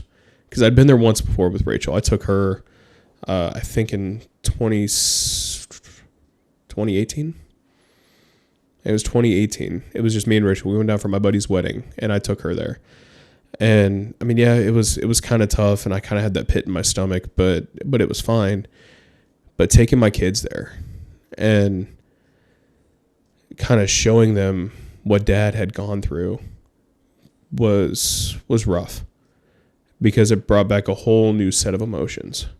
Because now I'm not just sharing this with my wife. This is my innocent children who, you know, God forbid they ever have to deal with anything remotely close to what Dad went through.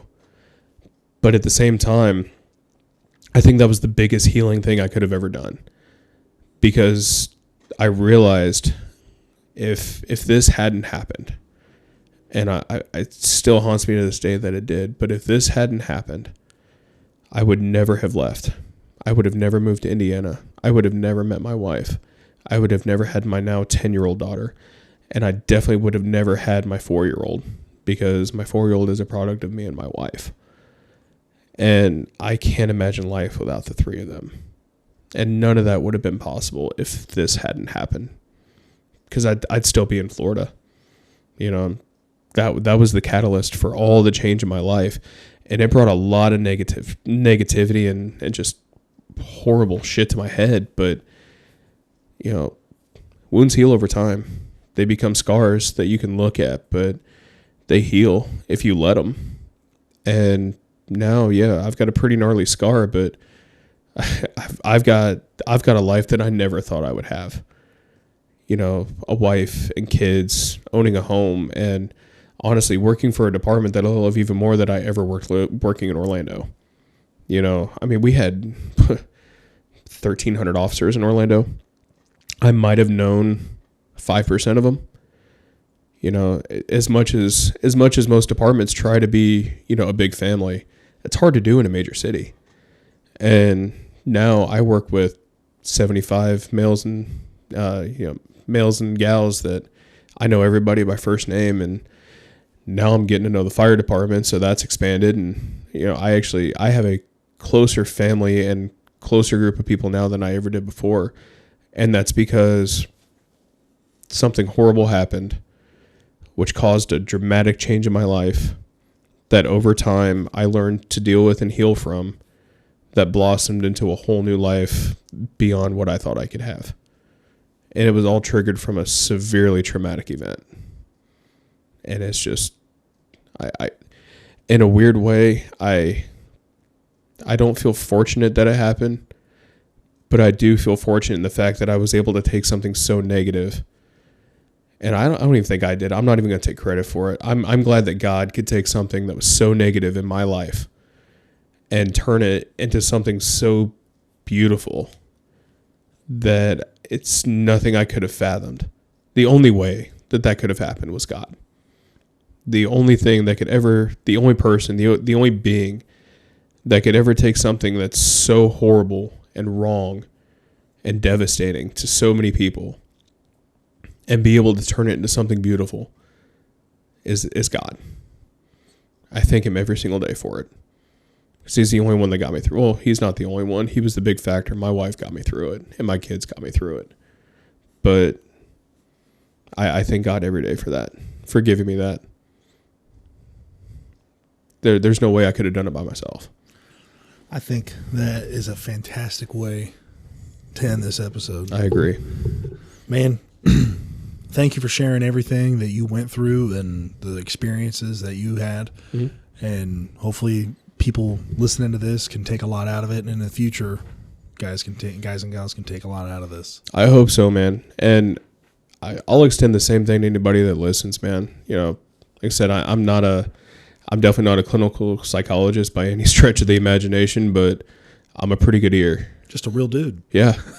I'll even buy you the beer, you know, just one. But anybody needs an ear to talk to. From somebody that may remotely know what they're going through. Hit me up. That's awesome, man. Well, thank you very much. Thanks, brother.